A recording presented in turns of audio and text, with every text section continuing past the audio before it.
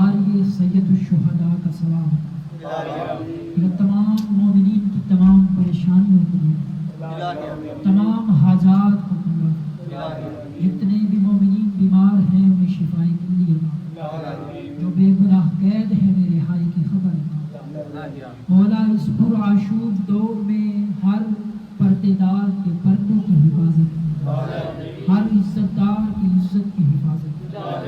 مولا اب ستم برداشت نہیں ہوتے، تجھے واسطہ سید الشہداء کے آخری سجدے کا، تجھے واسطہ جناب سیدہ طاہرہ مظلومہ کے زخمی پہلو کا، مولا تجھے واسطہ جناب زینب عالیہ کی لوٹی ہوئی چادر کا، مولا اب ستم برداشت نہیں ہوتے، بارہویں آقا ہادی امام زمانہ کا جلد ظہور فرما، امام زمانہ کا جلد ظہور فرما، تاکہ وہ دنیا میں آئے اور دنیا والوں سے پوچھیں کہ کس جرم میں میری دادی کو بازار دکھائی، کس جرم میں میری دادی کو دربار دکھایا۔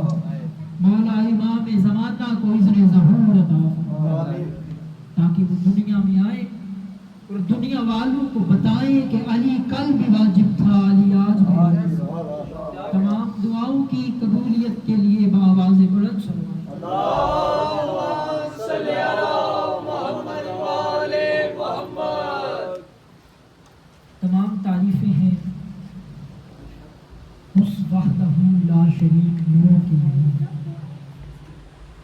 جس نے وحدہ لا شریک ہوتے ہوئے اپنے نور سے 14 نور جدا کیا، اور تمام درود و سلام انہی 14 انوار الہیہ کا،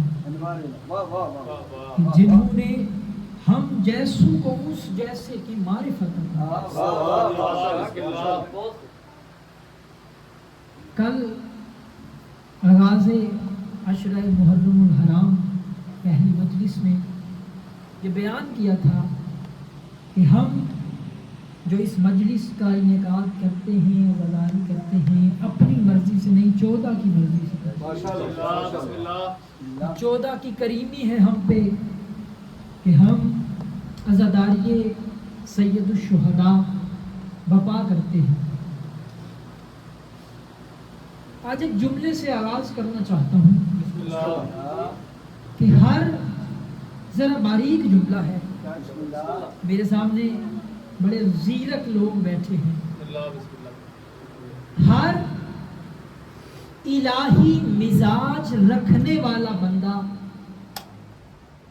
پھر سنیے، ہر الہی مزاج رکھنے والا بندہ اپنے سال کا آغاز غم حسین سے کرے۔ الہی مزاج رکھنے والا، تشریح کی ضرورت ہے، اس میں کر دیں۔ اللہ نے کائنات بنائی، اللہ نے وقت بنایا، اور ایک سال میں اللہ نے 12 مہینے بنائے، جو محرم سے شروع ہو کے ذی الحج تک مکمل ہوا، پورا ایک سال 12 مہینے۔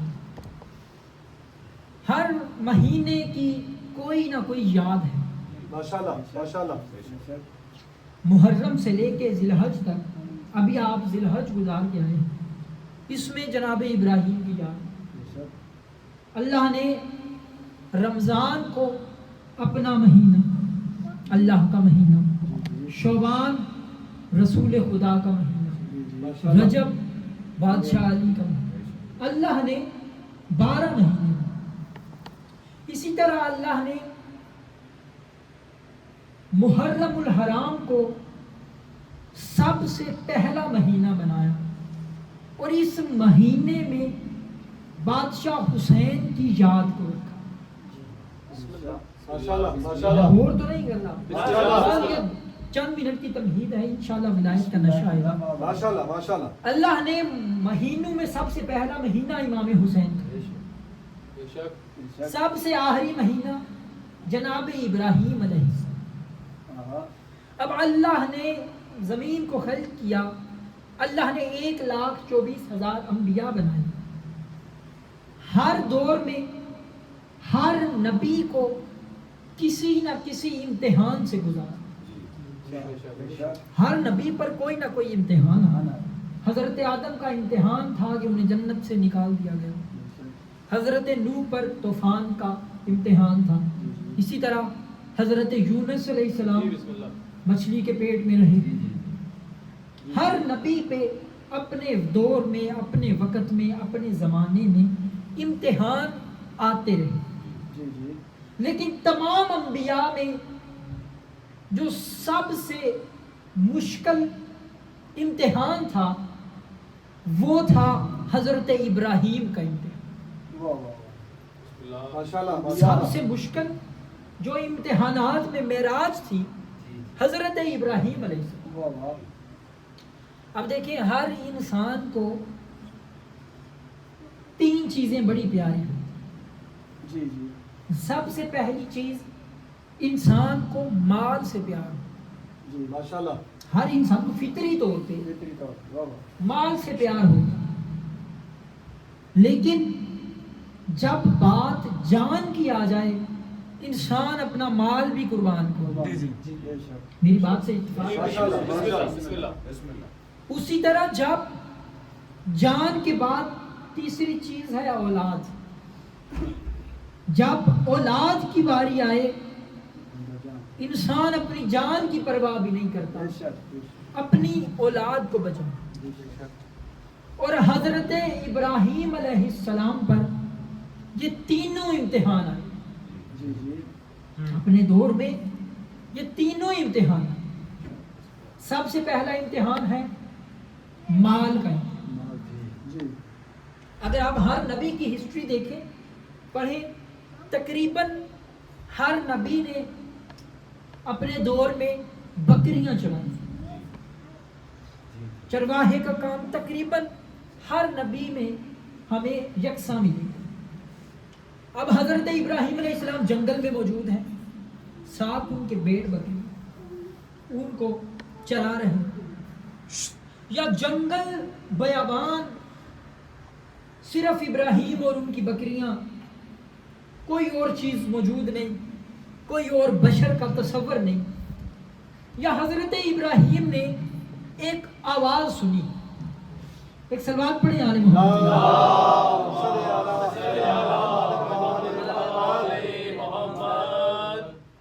میں بور تو نہیں کر رہا. حضرت ابراہیم ایک جنگل بیابان میں موجود ہیں، بکریاں بھیڑ بکریاں چلا رہے ہیں.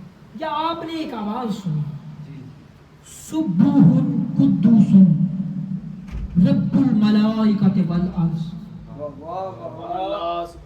جیسے ہی یہ آواز سنی حضرت ابراہیم کے کانوں میں آواز گئی. وہ دوڑ کے اس طرف گئی جس طرف سے آواز آ رہی. اب یہاں موضوع سے رک کے نتیجہ دینے جا رہا ہوں. حضرت ابراہیم نے، کیونکہ وہ خلیل اللہ، کیا کہنے، خلیل اللہ، جیسے ہی اپنے محبوب کی آواز کانوں میں پڑی تو وہ اپنے محبوب کے ذکر کی طرف دوڑ کے گئے. ثابت یہ ہوا کہ انسان کو جس سے پیار ہوتا ہے اس کے ذکر میں دوڑ کے جاتا ہے.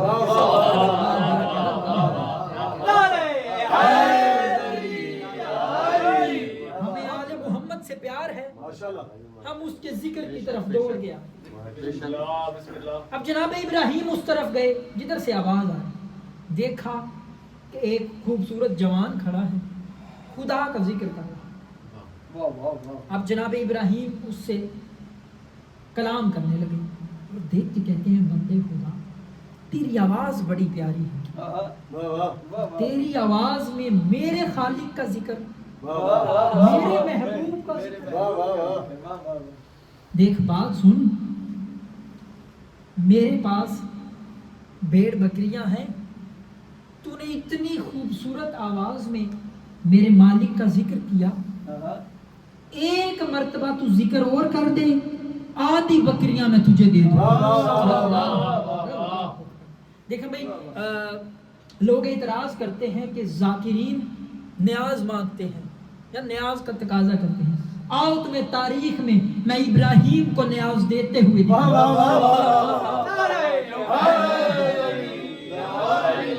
بندہ ذکر خدا اللہ کا ابراہیم کے محبوب کا ذکر کر رہا ہے، ابراہیم اسے نیاز دے رہے ہیں. اب جناب ابراہیم نے آدھی بکریاں اس کے حوالے کر دی. اس بندے نے پھر کہا سبوح قدوس رب الملائکۃ والارض. ابراہیم کو ایک مرتبہ پھر اپنے محبوب کی ولایت کا نشہ آیا. اس کی طرف دیکھ کے کہتا ہے بندہ خدا، تو نے میرے مالک کا ذکر کیا، تیری زبان سے میرے مالک کا ذکر بڑا اچھا لگتا ہے. میرے پاس ابھی آدھی بکریاں موجود ہیں، میں ایسا کرتا ہوں یہ آدھی بکریاں بھی تجھے دے دیتا ہوں، ایک مرتبہ ذکر اور کر. جیسے سامعین ذاکرین کو کہتے ہیں نا کہ یہ فکرہ پھر پڑھیں. ابراہیم کہہ رہا ہے ذاکر کو کہ وقت پڑھ پھر پڑھو.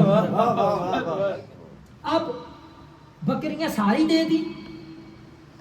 اس بندے نوجوان نے پھر کہا سبوح قدوس رب الملائکۃ والارض. جب پھر یہ جملے سنے نا پھر بھی نشہ ختم نہیں. ایک دفعہ دیکھا کہ میرے پاس کوئی چیز رہ تو نہیں. اب اس بندے کو دیکھ کے کہتا ہے بندہ خدا دیکھ، بکریاں تو نے لے لی، میرے پاس ابا ہے کبا ہے، میں ساری اپنا ابائیں کبائیں امامہ اتار کے تجھے دیتا ہوں، لیکن تجھ سے ایک منت کرتا ہوں ایک مرتبہ میرے خالق کا ذکر بھی. عزیزانو، کتاب والے نے لکھا کہ جناب ابراہیم نے ابا اتاری کبا اتاری امامہ اتاری، اس کے قدموں میں رکھا. کوئی ہے اتنی نیاز دینے والا؟ کہیں ملتا ہے؟ ہر اپنا سب کچھ دے دیا. پھر کہا کہ ایک مرتبہ ذکر پھر کا. اب کتاب والے نے لکھا کہ اس بندے نے ایک مرتبہ پھر ذکر کیا سبوح قدوس رب الملائکۃ والارض. جب پھر آواز سنی پھر بھی ابراہیم کا دل نہیں بھرا.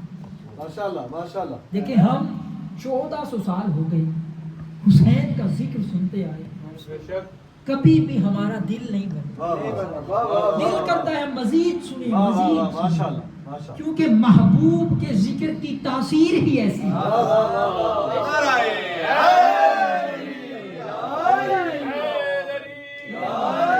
کبھی انسان کا دل نہیں بھرا.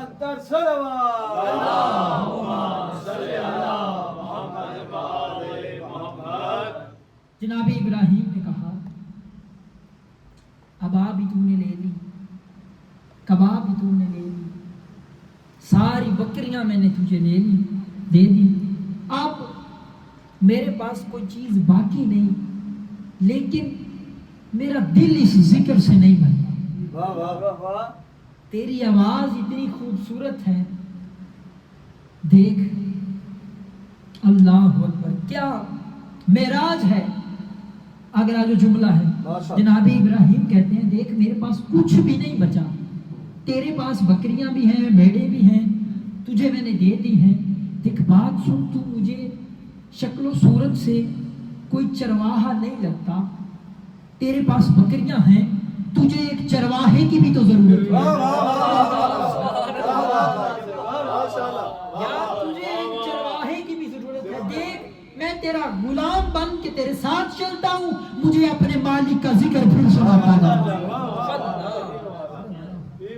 مجھے میرے بادشاہ محمد غلام تر صلوات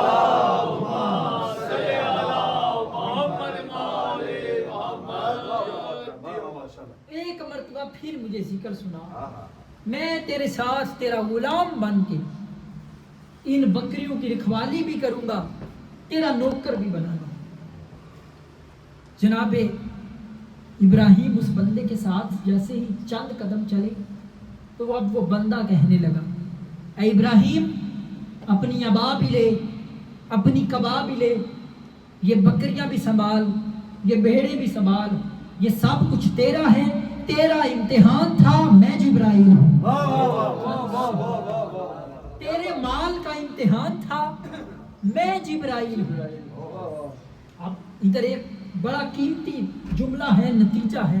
دیکھیں ابراہیم ہے اولی العزم پیغمبر، اولی العزم نبی تھے، ان کا امتحان تھا جو اللہ کے حکم سے جبرائیل نے لیا۔ اب جبرائیل ہے نور، توجہ بھائی توجہ، جبرائیل نور ہے، وہ لباس بشریت میں ابراہیم جیسے نبی کے سامنے آیا اور ابراہیم جیسا نبی نہیں پہچان سکتا۔ جبرائیل کا نور ایک فرشتہ ہے، لباس بشریت میں ابراہیم کے سامنے آیا، ابراہیم نہیں پہچان سکا، تو پھر آل محمد کے نور کو 2 ٹکے کا مولوی کیسے پہچان سکتا؟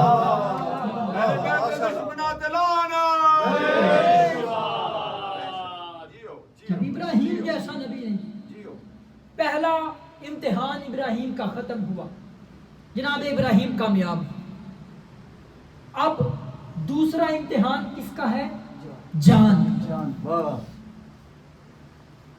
آتش نمرود تیار ہو گئی، 9 میل پہ آگ اس نے بھڑکا دی۔ اب یہاں تاریخ نے لکھا اس آگ کو بجھانے کی نیت سے ایک چھوٹا سا پرندہ نظر آیا، فضاؤں میں پرواز کرتا ہوا، اپنی چونچ میں پانی کے قطرے لے کے ابراہیم کو جس آگ میں جلایا جانا تھا اس کو بجھانے کی نیت سے وہ پرندہ۔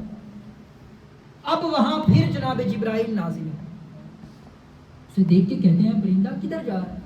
تو دیکھ نہیں رہا کہ کتنی بڑی آگ ہے، پرندے، حشرات الارض، حیوانات، انسان تمام اس آگ سے دور جا رہے ہیں اور تو اسی آگ کے قریب جا رہا۔ دیکھ کے کہتا ہے تو جو بھی ہے میں تجھے نہیں جانتا، لیکن تو میرے عشق میں آگے نہ۔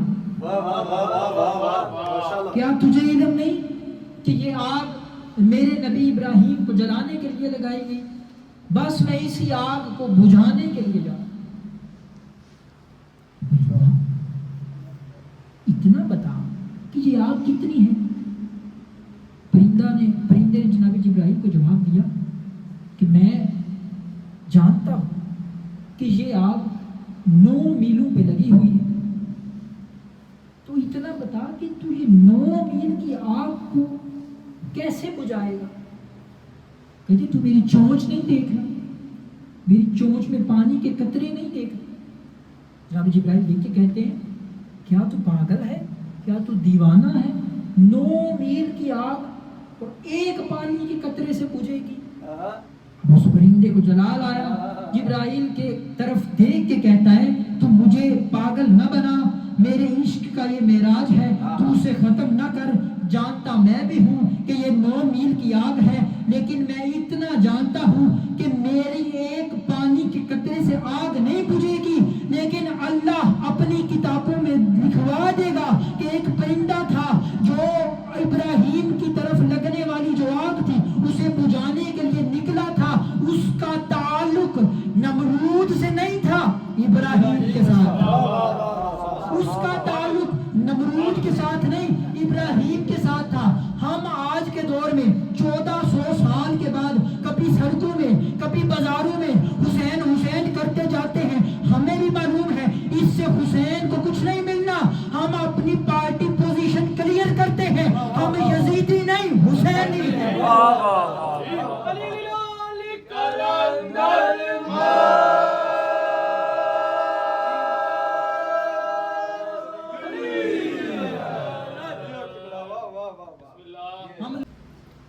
اب سب سے مشکل، سب سے آخری جو امتحان تھا وہ تھا اولاد کا۔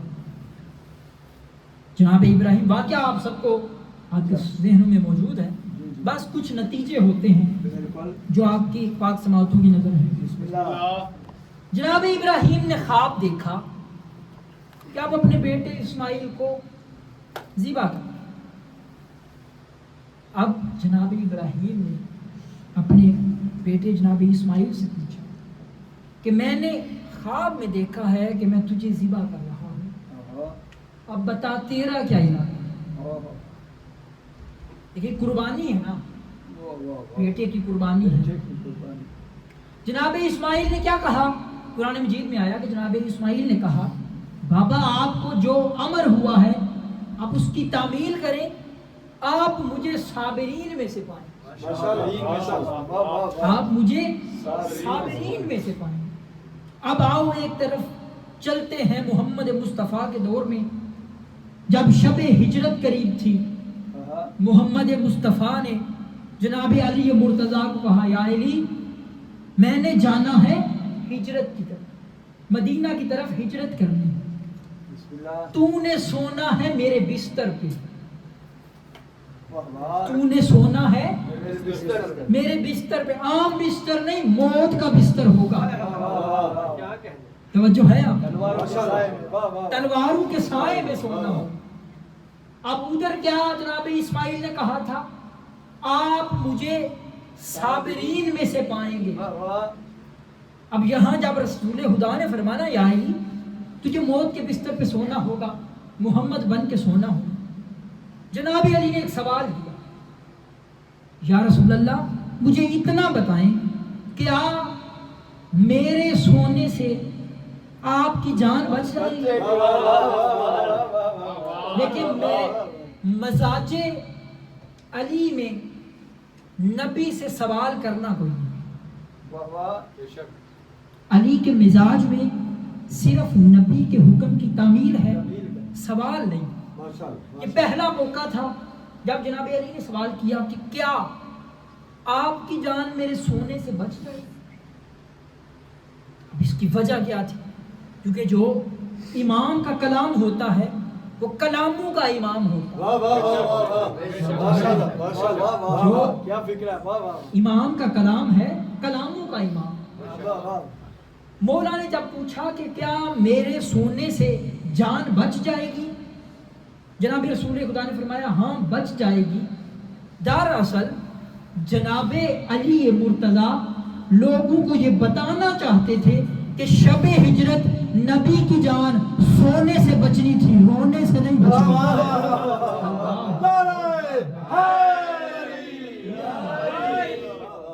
جان سونے والے نے بچائی، رونے والے نے نہیں۔ اب جیسے ہی جب یہ جملے سنے نا جناب رسول خدا سے کہ ہاں جان بچ جائے گی، جناب علی مرتضیٰ نے سجدہ شکر کیا۔ اگر آپ کے اذہان میں مضمون موجود ہو، جناب ابراہیم نے جب جناب اسماعیل کو بتایا کہ تجھے ذبح کرنا ہے، جناب اسماعیل نے کہا تو مجھے صابرین میں سے پائیں گے۔ نبوت وہ ہے جو اپنے ذبح ہونے پر صبر کرے، علی وہ ہے جو شکر کرے۔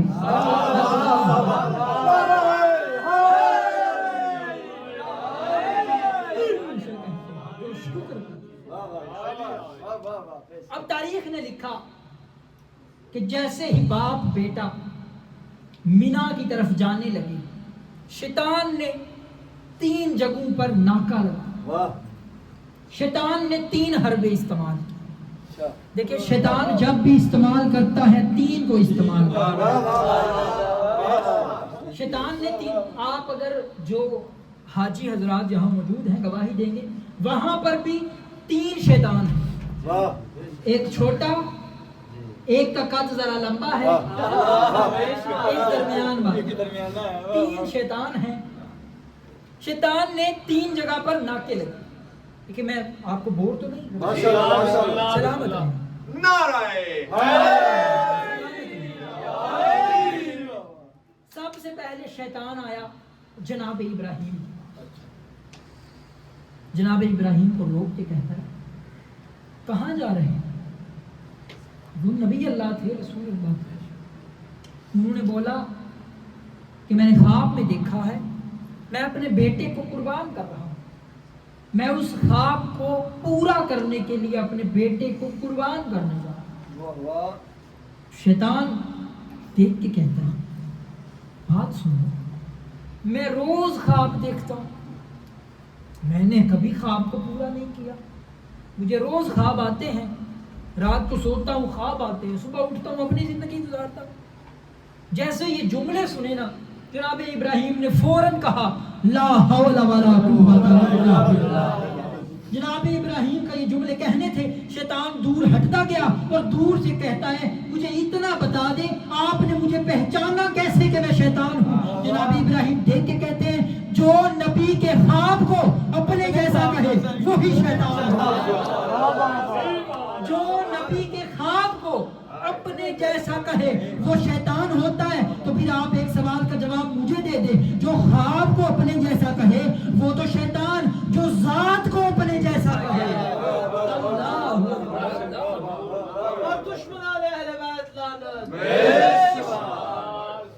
जो जात को अपने।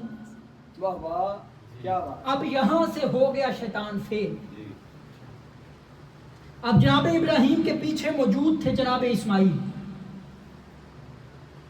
बेटा मौजूद था चंद कदमों में, आगे बाप पीछे बेटा। अब शैतान गया जनाब इस्माइल के पास। अब क्योंकि जनाब इब्राहिम आगे मौजूद थे, वो ऊंची आवाज में कलाम नहीं कर सकता था, उसने इशारों से बात की जनाब इस्माइल से। जनाब इस्माइल को मुतवज्जो करके कहता है कि कहाँ जा रहे हो? अब इन जुमलों का ताल्लुक देखने से। जनाब इस्माइल को देख के कहता है कि कहाँ जा रहे हो? जनाब इस्माइल ने कहा कि कुर्बान हो। अब शैतान जनाब इस्माइल को उसके बाप की तरफ इशारा करके कहता है कि तेरे बाप का दिमाग नहीं काम। अब जैसे ये इशारा देखा ना, जनाब इस्माइल ने फिर पढ़ा ला हौला वला कुव्वता इल्ला बिल्लाह। अब फिर शैतान दूर हटा और दूर जाते हुए कहने लगा, मुझे इतना बता दो, तुमने पहचाना कैसे? जनाब इस्माइल देख के कहते हैं, जो भी नबी के दिमाग पे शक करे वही शैतान है। अल्लाह ईमान आ रहा है।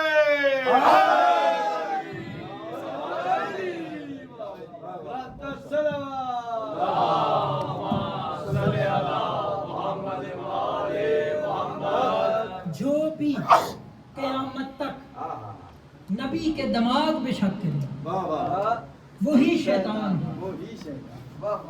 अब था तीसरा नाका। शैतान पहले बाप के पास गया, फेल हो गया, बेटे के पास गया, फिर फेल हो गया। अब इसने सोचा कि एक महाज है और वो शैतान का फेवरेट महाज था, क्योंकि शैतान पहले नबी की बीवियों को गुमराह कर चुका। जनाब नूह की बीवी, जनाब लूत की बीवी, मिसालें मौजूद थी उसके सामने। और ये समझ ले कि जैसे हम आम जुबान में कहते हैं कि ये उसका होम ग्राउंड था, जहां वो बड़ा अच्छा खेलता था। अब शैतान ने दरवाज़ा नबूवत पे गया, दस्तक दी, किसी पाक महबूबा की आवाज़ आई कि कौन? अभी अपना नाम तो बता नहीं सकता था। कहता है कि मैं हमदर्द हूँ। शैतान कहने लगा मैं हमदर्द हूँ। पता चला कि शैतान हमेशा हमदर्द बन के ही हमदर्द बन के हमदर्द। अच्छा जी, क्या काम है? शैतान कहता है कि तुम्हारा शोहर और तेरा बेटा किधर? वो अपने दोस्त से मुलाकात के लिए गए। अच्छा, अपने दोस्त से मुलाकात के लिए गए।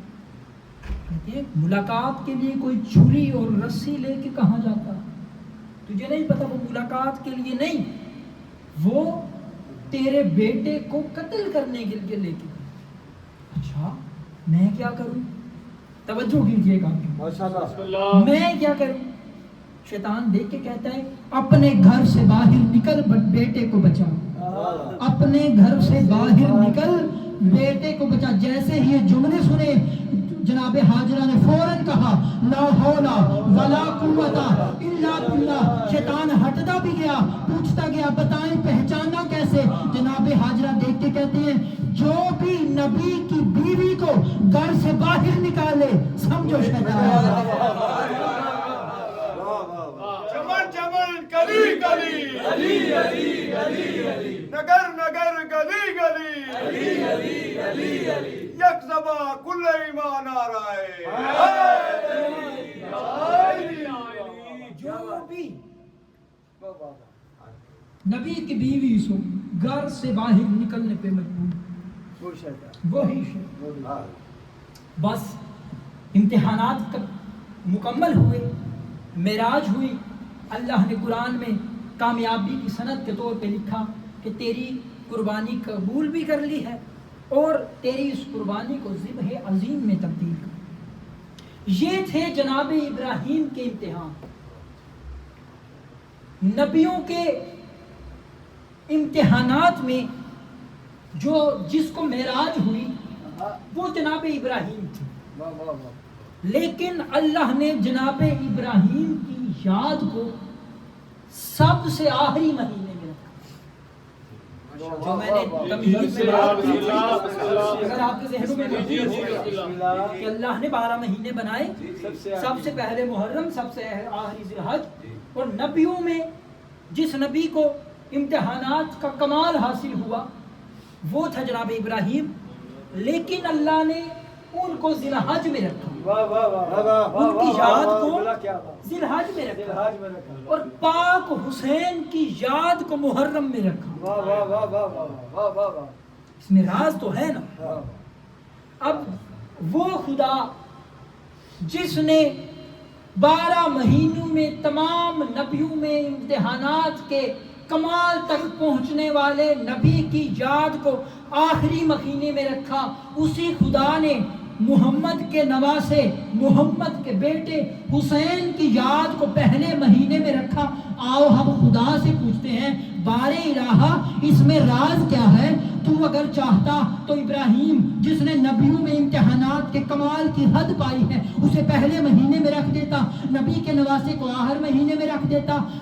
موجود اللہ کی آواز آنے لگی, اے بندہ خدا نہ مجھے پریشان کر نہ اپنے سننے والوں کو پریشان کر, میں دنیا والوں کو یہ بتانا چاہتا ہوں جہاں نبیوں کے کمال کی حد ختم ہوتی ہے وہاں حسین کے کمال کی حد شروع ہوتی ہے.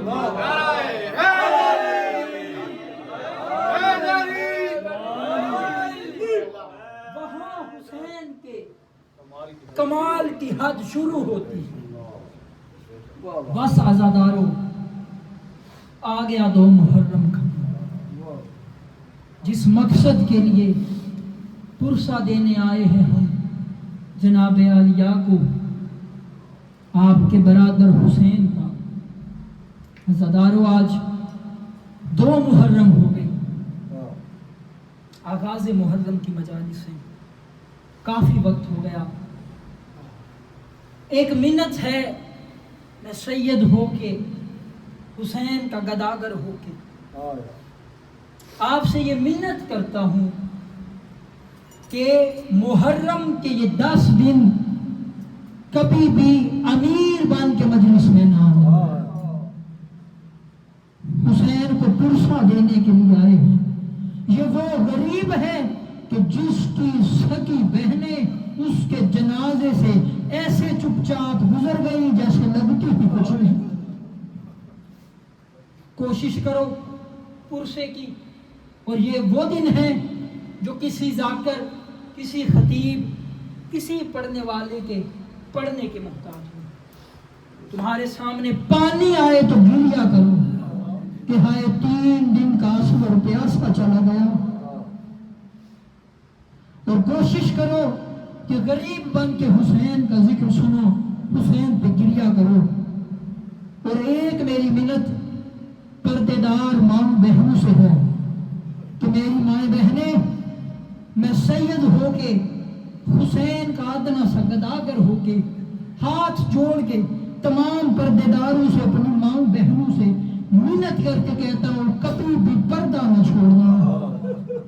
بڑا نقصان کیا ہے، اس پردے کی خاطر جناب عالیہ نے اپنا گھر لٹا دیا۔ اور ایک منت اور ہے، کبھی بھی محرم کے دنوں میں اس فرش عذاب پہ اگر آؤ، کبھی بھی زیور کو زیب تن کر کے نہ آؤ۔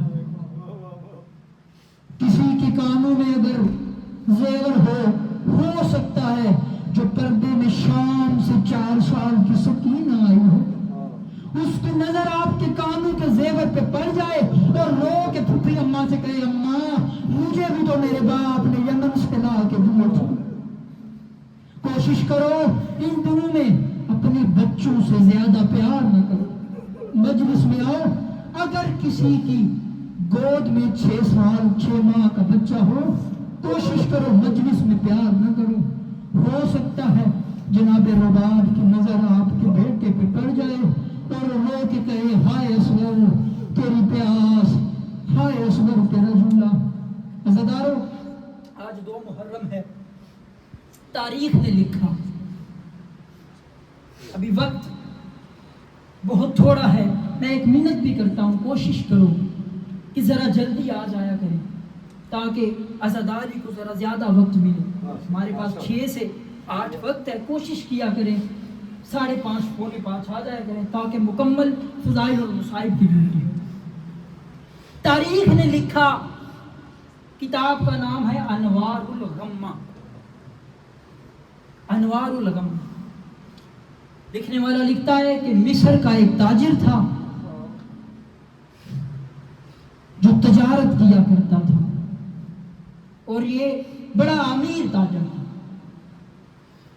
لیکن ایک مرتبہ ایسا ہوا، 1 سال اسے بڑا نقصان ہوا۔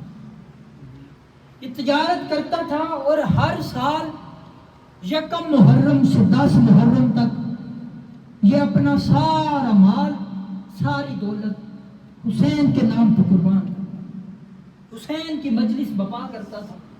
تاریخ نے لکھا یہ سال جب یہ غریب ہو گیا، اس کے پاس 2 وقت کو اپنے بچوں کو کھلانے کے لیے کچھ نہ بچا۔ تاریخ نے لکھا یہ اپنے گھر کی چھت پہ موجود تھا کہ اس نے محرم کا چاند دیکھا اور رو کے کہتا ہے کاش تو میری زندگی میں طلوع نہ ہوتا، میرے حسین کی مظلومیت کے دن بھی قریب آ گئے، میرے پاس حسین کی مظلومیت پہ لگانے کے لیے کوئی پیسہ باقی نہیں۔